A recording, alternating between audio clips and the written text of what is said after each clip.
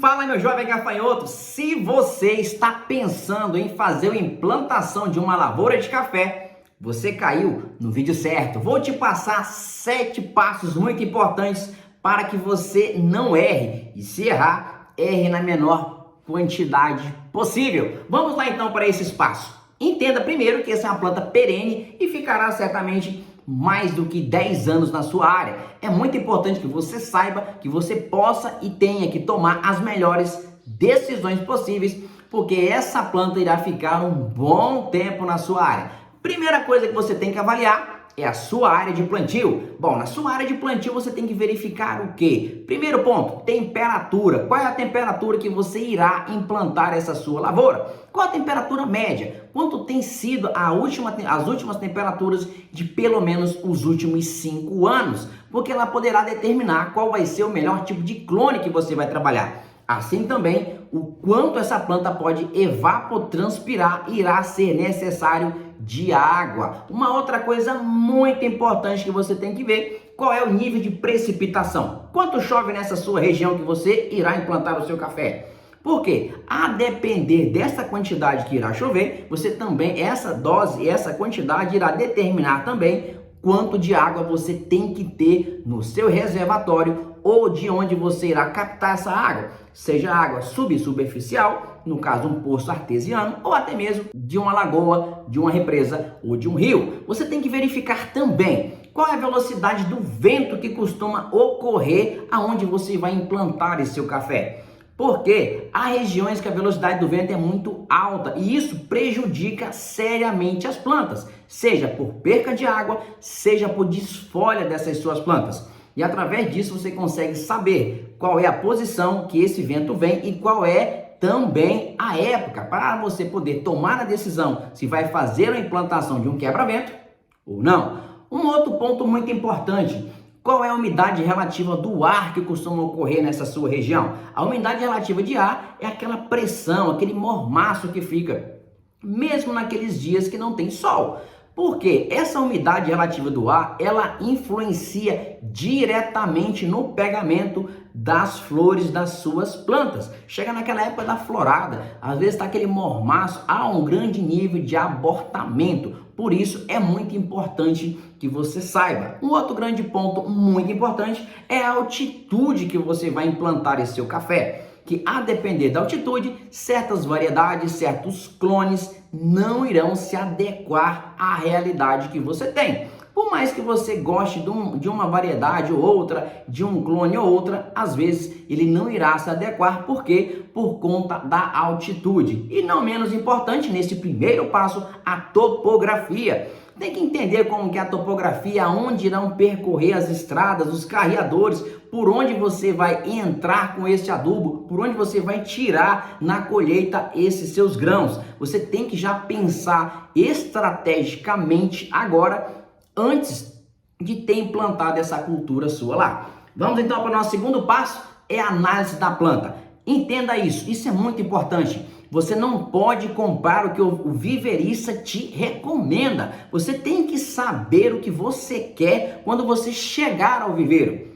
Você simplesmente não escolhe aquilo que ele está dizendo que é o melhor. Você tem que conhecer as variedades, você tem que conhecer os clones, para quando você chegar no viveiro, você saber o que você quer e não aquilo que o viverista irá te entregar. Muitas das vezes, até muito bem o viverista quer que você leve um clone bom, um clone ruim, mas entenda, naquele universo de clones ou de variedades que o viverista faz, tem aqueles que saem primeiro, tem aqueles que saem depois e principalmente tem aqueles clones que têm uma maior demanda e aqueles que têm uma menor demanda. E cuidado também para você não levar material nem muito passado, plantas muito grandes e também nem plantas muito pequenas.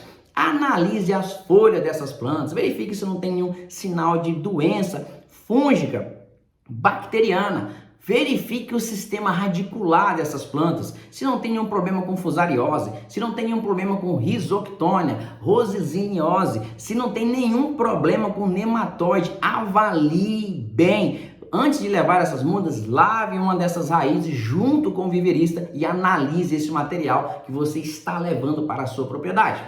Escolha do clone ou da variedade. Esse é o nosso terceiro passo. Determine bem o que você quer levar para sua casa, qual é o nível de resistência que esse material tem, se essa resistência se é seca, se é resistência à ferrugem, se é resistência a cercóspora, se é uma taxa de resistência maior a nematóide. Avalie. Por quê? Em cima da propriedade que você tem que fazer a escolha do seu clone. Você não escolhe o clone para a propriedade, você escolhe a propriedade, depois você escolhe o clone. Você então tem que adequar o seu material em cima da área que você tem.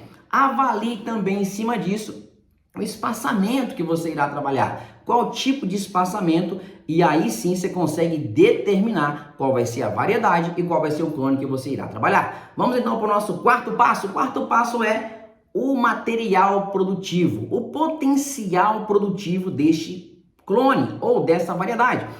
Você está levando um Fusca ou está levando uma Ferrari? Nenhum dos dois são ruins, tudo a depender da realidade. Um Fusca pode ser muito bom para você trabalhar, por exemplo, numa área de morro. Vamos colocar assim, não imagina aquele monte de lama. Uma Ferrari não vai sair bem. Um Fusquinha, com certeza, ele vai conseguir sair naquela área de morro, com chuva, com barro. Isso não vai acontecer com a Ferrari. Porém, isso você colocar em velocidade, certamente, em velocidade, o nosso Fusquinha vai perder para a nossa Ferrari. E o que eu quero dizer com isso? Quando você for escolher o seu material, entenda a realidade dele. Dê a ele que realmente ele precisa. Eu vejo muita gente dando pouco nutriente para material que produz muito, tipo esse aqui, mais de 170 sacos por hectare, e vejo também pessoas dando muito nutriente a materiais que rendem pouco. Nosso Fusquinha, por exemplo, é muito resistente à praga, muito resistente à doença, muito resistente à seca, mas tem uma baixa produtividade. Então, para que ficar talvez adubando muito mais do que a planta necessita? Em detrimento disso, você acaba prejudicando aquele outro material que poderia receber um pouco mais de nutriente e responder muito mais em produtividade. E aí você tem que avaliar, sem dúvida nenhuma, a adaptabilidade desse material onde você vai implantar ele. Esse material já tem um histórico. Alguém já plantou, ele já respondeu em cima das características que você irá implantar, que é a sua área. Você também tem que avaliar muito bem isso. E também para quem vai trabalhar com bebida, escolher dentro desse nosso quarto passo, que é o potencial produtivo, se esse material ele é bom para a bebida e se ele é bom quanto? Para você também não querer tirar demais do material, sendo que ele não irá te responder. Certamente, se você fizer tudo certinho e com um passo a passo, com um plano bem arquitetado, acima de 80 pontos você irá conseguir, certamente sim. Vamos então para o nosso quinto passo, o material. Bom, esse material, como é que você tem que determinar ele? Você vai plantar um material médio, precoce, tardio? Você tem que também definir isso. Você vai plantar os 3 materiais, ou os 4, ou os 5, super tardio, super precoce. Você também tem que definir muito bem isso para você poder saber como será a sua colheita. Poder fazer uma colheita mais tranquila, se será só num talhão com precoce, só um talhão com médio, só um talhão com tardio, ou se você vai fazer linhas de plantios com maturações diferentes, que também irá influenciar lá na frente na nutrição. Muito importante isso, tá bom? Saber aí também no nosso sexto passo, o planejamento da sua irrigação. Você tem que saber quanto você vai gastar nessa sua irrigação. Você tem que saber qual tipo de sistema de irrigação você irá trabalhar. Em cima do que? Principalmente agora em cima do seu material. Ele responde de que forma? Com certeza hoje o melhor sistema que te entrega quase ou até 95% de eficiência é o sistema de gotejo. Se você tiver essa possibilidade, é uma ótima alternativa. E você for trabalhar com aspersão, você for trabalhar com microjet, se for trabalhar com pivô central, a quantidade de água é muito grande que eles acabam consumindo e acabam aplicando água também aonde não há necessidade. E o custo, muitas das vezes, é muito mais alto do que um sistema de gotejo. E em cima disso, você vai avaliar quanto essa planta necessita de água e quanto de água você tem, seja no seu reservatório. Aí você tem que quantificar para saber a eficiência e se essa água que você tem será necessária para os picos de produção. verificar se essa fonte de água, qual a qualidade de água você está entregando.